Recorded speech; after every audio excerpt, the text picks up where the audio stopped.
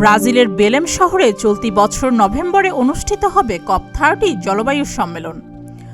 জলবায়ু সম্মেলনের জন্য সংরক্ষিত আমাজন রেইনফরেস্টের 10,000 একর জঙ্গল কেটে নির্মাণ করা হচ্ছে 8 মাইল দীর্ঘ নতুন 4 লেনের একটি হাইওয়ে, যা নিয়ে বিশ্বব্যাপী চলছে তুমুল সমালোচনা। এই হাইওয়ে নির্মাণের উদ্দেশ্য শহরের যানজট কমানো, যাতে জলবায়ু সম্মেলনে বিশ্ব নেতাসহ 50,000-এরও বেশি মানুষ নির্বিঘ্নে যাতায়াত করতে পারে।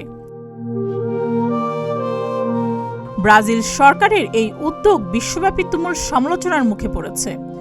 সরকারের দাবি, সড়কটি পরিবেশ বান্ধব উপায়ে তৈরি করা হচ্ছে, রাস্তার পাশে সাইকেল লেন থাকবে এবং বন্য প্রাণীদের পারাপারের জন্য বিশেষ ব্যবস্থা রাখা হবে। এছাড়া রাস্তাটি সৌরশক্তি চালিত বাতি দিয়ে আলোকিত করা হবে। উত্তর ব্রাজিলের আমাজন শহর বেলেম ইতোমধ্যে আমাজনের 10,000 একর বন উজাড় করে ফেলেছে। নতুন রাস্তার একটি অংশ সংরক্ষিত বনাঞ্চলের ভেতর দিয়ে যাবে, যেখানে প্রায় 800 প্রজাতির উদ্ভিদ ও ছত্রাক রয়েছে। বন উজাড়ের ফলে হুমকির মুখে পড়বে এ উদ্ভিদ ও ছত্রাক। বিশেষজ্ঞরা বলছেন, একবার বন ধ্বংস হলে তা ফিরিয়ে আনা আর সম্ভব নয়।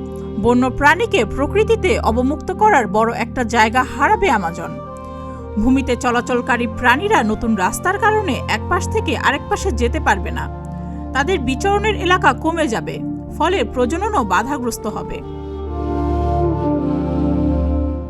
উল্লেখ্য, এর আগেও জলবায়ু সম্মেলনের আয়োজন নিয়ে বিতর্ক হয়েছে। চলতি বছরের সম্মেলনে প্রায় 50,000 প্রতিনিধি আসবেন বলে আশা করা হচ্ছে।